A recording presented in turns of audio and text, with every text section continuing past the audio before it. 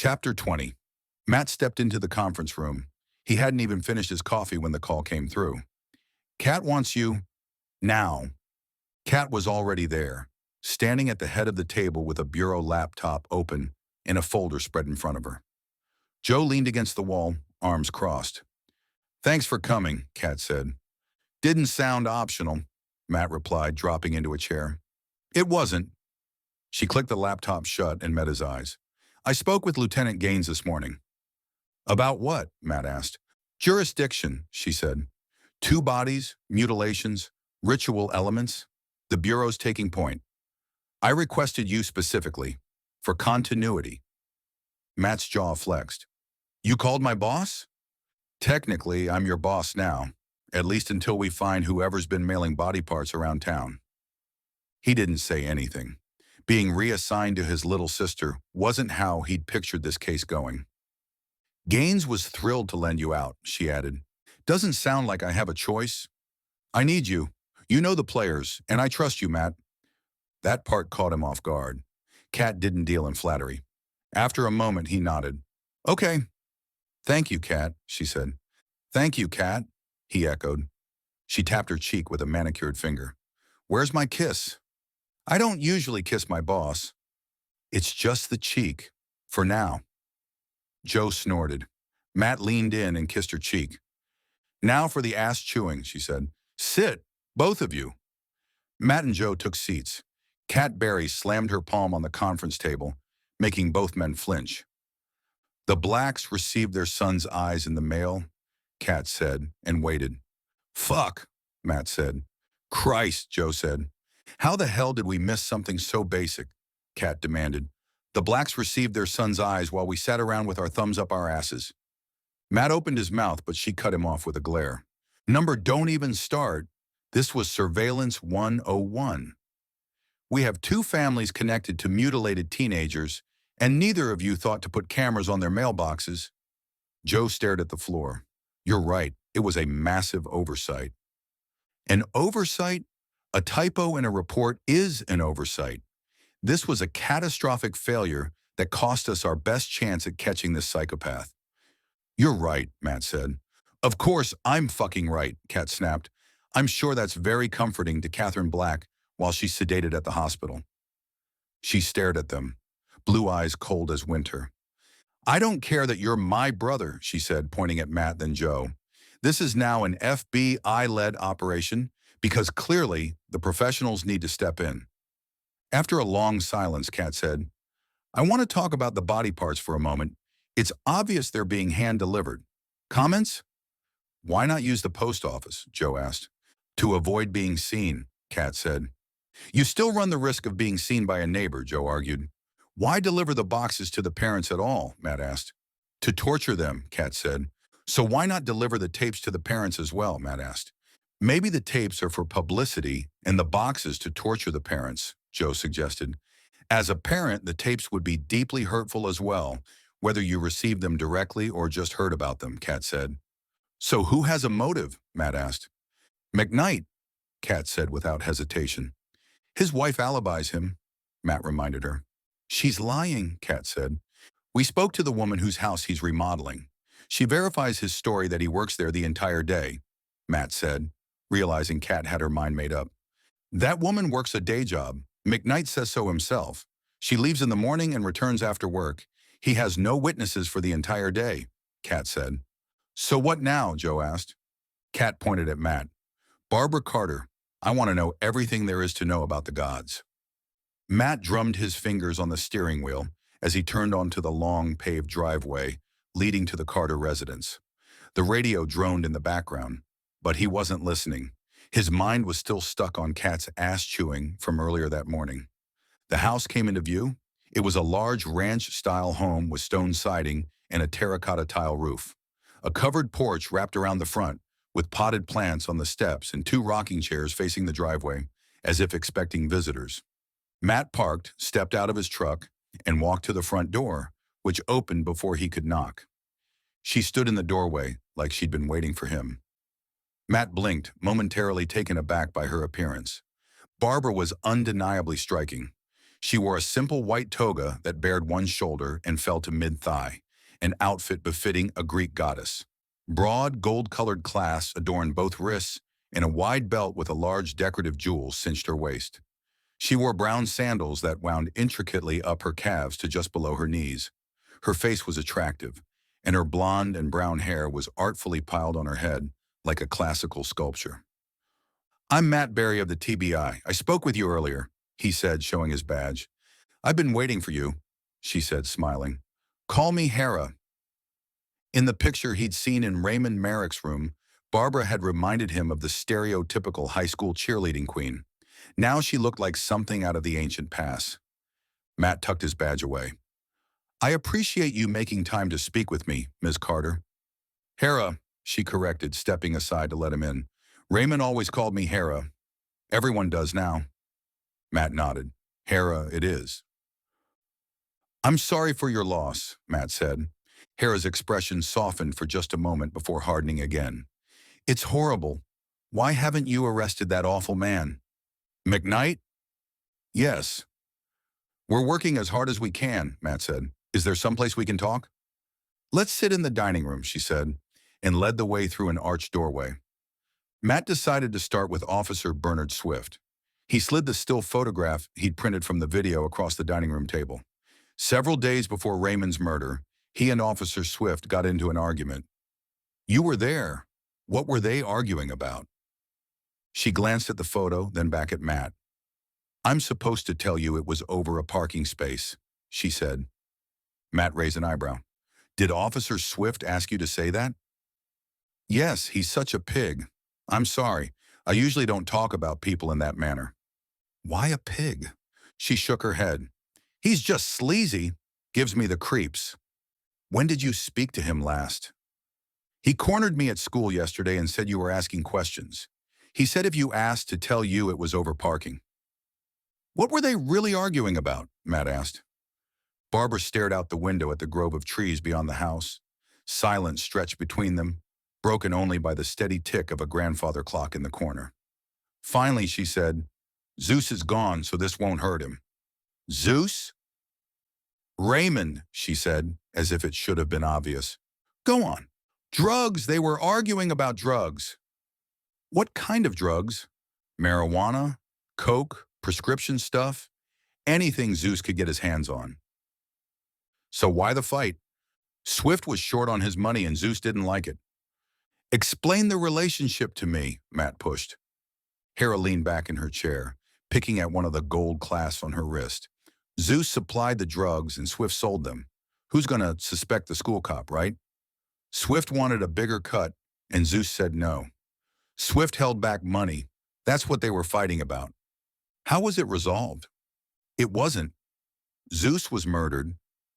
Her voice remained oddly detached, as if she were recounting the plot of a movie she'd seen, rather than the death of her boyfriend.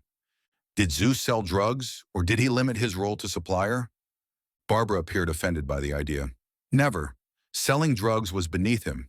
He left that to the mortals." "The mortals? Gods don't sell drugs." Matt chose not to mention that jail terms and fines for suppliers far exceeded those for the guy on the street selling. "When's the last time you saw Raymond?"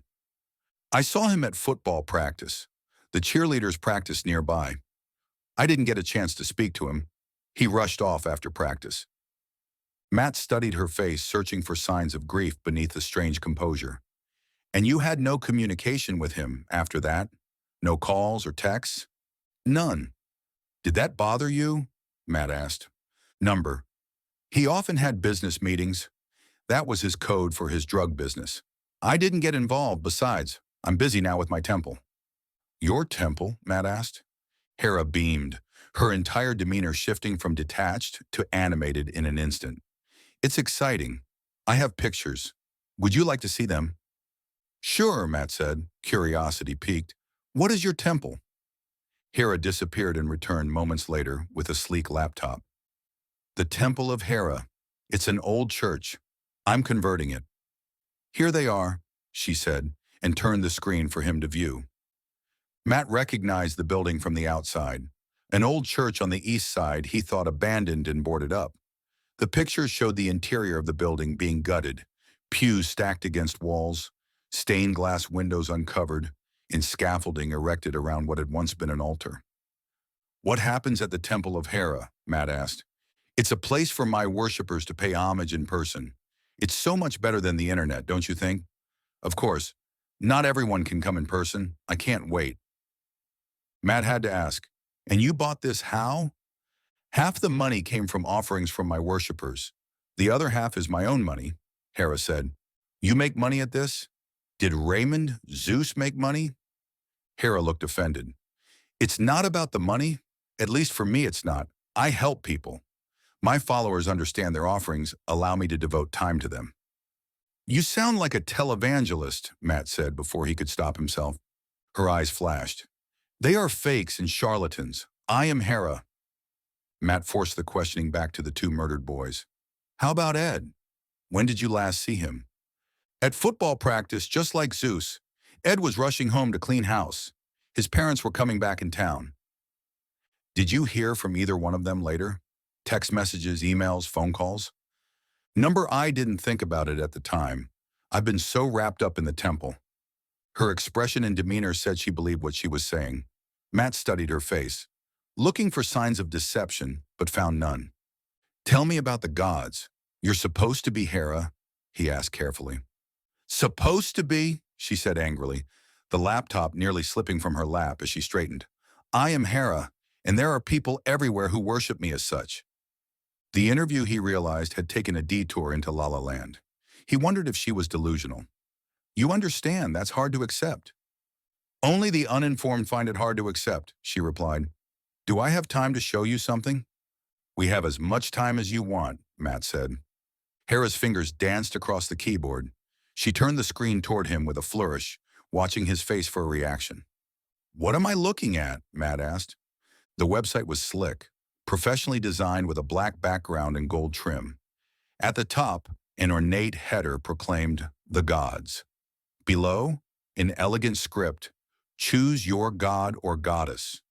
Beneath were professional photographs that looked like they belonged in fashion magazines. Matt recognized Raymond, Ed, and Barbara, but they appeared transformed.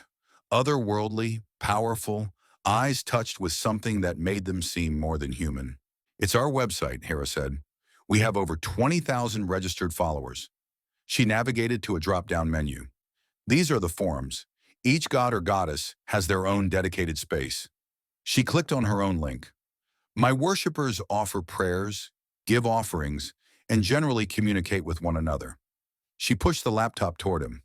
"May I?" Matt indicated the mouse. She surrendered it with a nod. Matt clicked on the first screen name. A message appeared. "Dear Goddess Hera, I was greatly moved by your latest video. It struck home, especially the part about letting go and trusting your goddess. I watched it 5 times. The guidance you provide has changed my life. Your devoted worshiper, Clifford." Matt scrolled down, finding dozens more messages, some desperate, some reverential, all eerily sincere. He looked up. "Are they all like this? Some offer prayers and others give offerings. If you join, there are prayers you can use, or you can compose your own." For the first time in a long time, Matt didn't know what to say. "What kind of offerings?" "Clothes, shoes, and money mostly. I don't ask for these things. They give them willingly as a sign of devotion." "What video is Clifford referring to?" "I post videos for my worshippers and other mortals on YouTube." She brightened, tapping the screen where a view counter showed over 300,000 views. "Things to inspire and help them navigate their mortal existence." "How does this fit in with school?" Her expression darkened momentarily. "School is where I'm forced to wear a mask. To pretend I'm just Barbara. It started last year. I didn't seek them out." She pointed at the computer. "They came to me. I realized so many were lost and needed someone to look up to. It grew from there. I now have worshippers all over the world." Matt wondered if a psych evaluation was in order. He looked for signs that she was joking, but she wasn't. "Do your worshippers ever become angry with you?" "There are always those who reject divinity," she said with a dismissive wave. "I receive ugly mail from the trolls. I ignore it. Some mortals can't be helped. Have you ever been threatened? Have any of the other gods or goddesses ever been threatened? I see what you mean. I haven't, other than the normal hate mail from the wackos. I can't speak for the others. Matt motioned toward the screen. Each of you has your own forum? Yes, we each have our own worshippers. Some do choose to worship more than one god or goddess. Are yours mostly men? Hera laughed. You would think so, but I have women as well. The lost come in all forms. The doorbell rang. Hera checked her watch. That will be Andrew, a worshipper from school. Would you like to see how it works in action? Matt nodded. Why not? Follow me, she commanded, rising gracefully from her seat. Matt trailed her back into the spacious living room, taking in the framed family photos that seemed jarringly normal against the backdrop of this teenage cult leader's domain. Wait here, she said imperiously, motioning to a spot on the couch.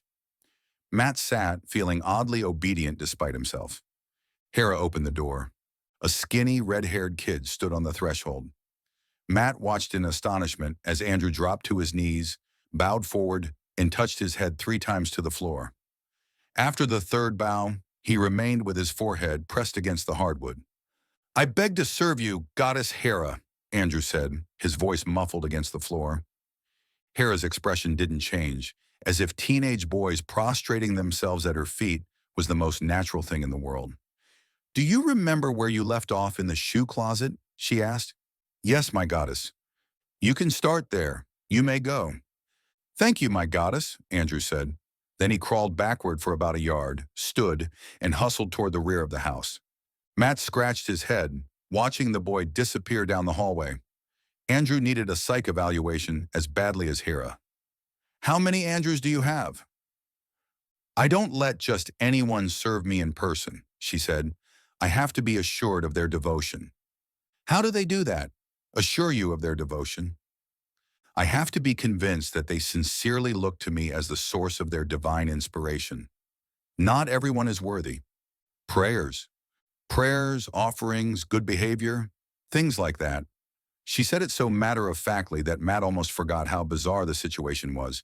The truly devoted prove themselves over time. How often are they required to pray? Daily. It's the first thing a worshiper does when he or she rises, and the last thing before bed.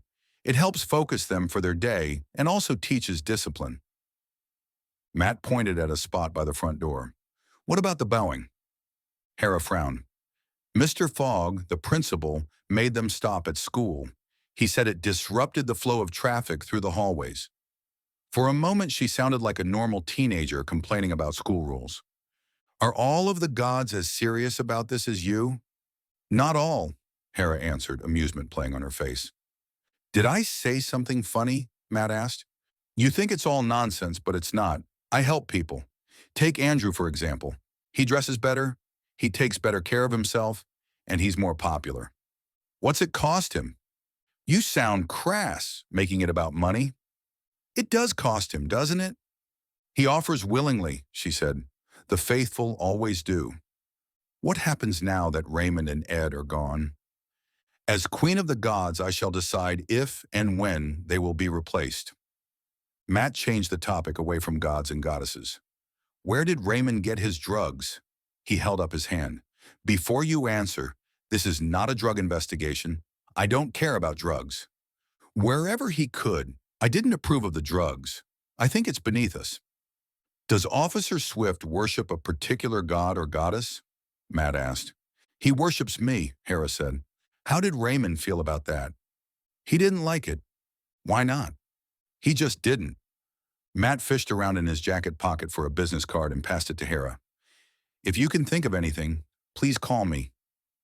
Hera held up a finger. Wait a minute, she said, and rushed back into the dining room. She returned carrying a silver necklace. She handed it to him. A gift, she said. Matt examined the necklace.